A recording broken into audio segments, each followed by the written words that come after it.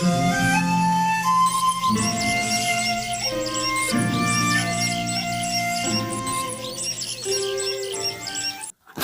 The lord. మన ప్రభువును మన రక్షకుడైన యేసుక్రీస్తు వారి ఉన్నతమైన నామంలో మీ అందరికీ మా హృదయపూర్వక వందనములు.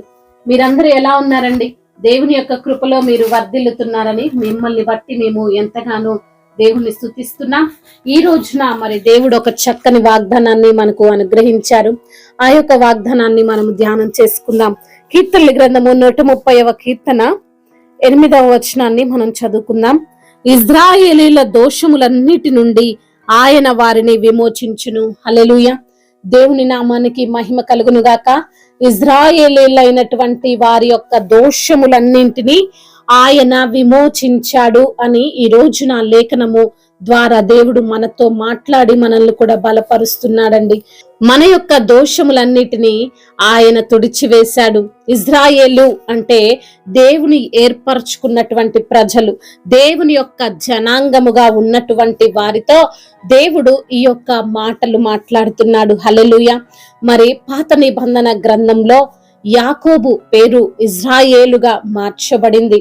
మరి అంత మాత్రమే కాదు, దేవుడు ఈ రోజున నిన్ను కూడా ఇజ్రాయేలుగా పిలుస్తున్నాడు.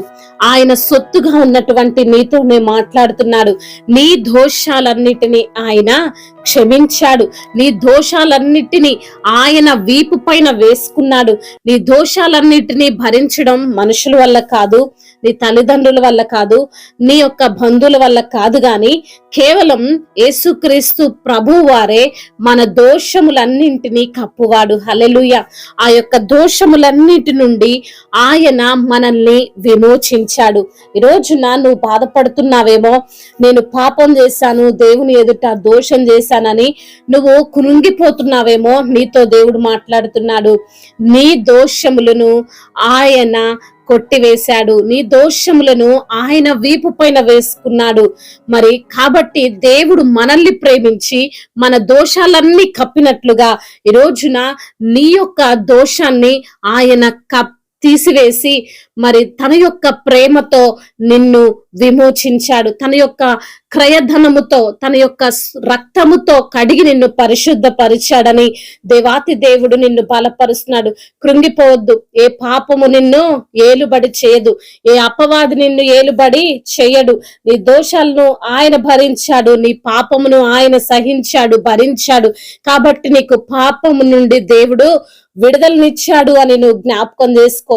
ఏ పాపము నిన్ను వెంటాడదు, ఏ దోషము నిన్ను వెంటాడదు అని నువ్వు జ్ఞాపకం చేసుకొని నిత్యము దేవుని సన్నిధిలో ఉంటూ ప్రార్థిస్తూ మొరపెడుతూ దేవుని యొక్క కృపను పొందుకునే వ్యక్తిగా నీ ఉండాలని ఆయన ఈ రోజున నీతో మాట్లాడుతున్నాడు. యెహోవా యొద్ద కృప దొరుకును.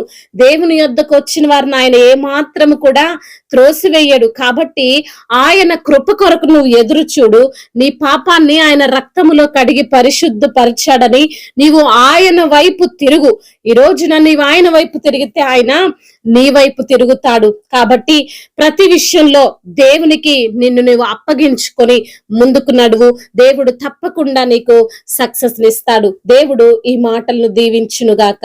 వాక్య భాగాన్ని బట్టి మనం ప్రార్థన చేసుకుందాం. ప్రతి ఒక్కరు కూడా తలలు వంచి కళ్ళు మూసుకొని ప్రార్థనలో ఏకీభవించగలరు.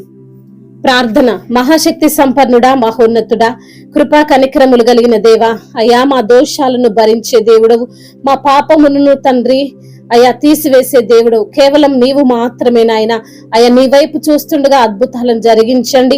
ఏ దోషము ఏ పాపము వారిని ఏలుబడి చేయకుండా ప్రభా మీరే వారిని కాచి కాపాడారని తండ్రి ఈ రోజున మీ యొక్క వాక్కు ద్వారా వారిని బలపరిచి తండ్రి ఆదరించినందుకు స్తోత్రాలు ప్రభా. అయ్యా బిడ్డకున్న ప్రతి సమస్యల నుండి విడుదల దయచేయండి అయ్యా.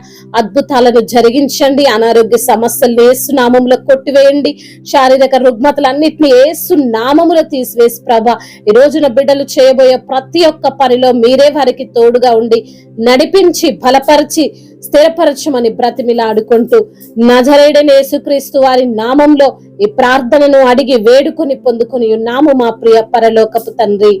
ఆమేన్. దేవుడు మిమ్మల్ని బహుగా దీవించి ఫలింపచేయునుగాక.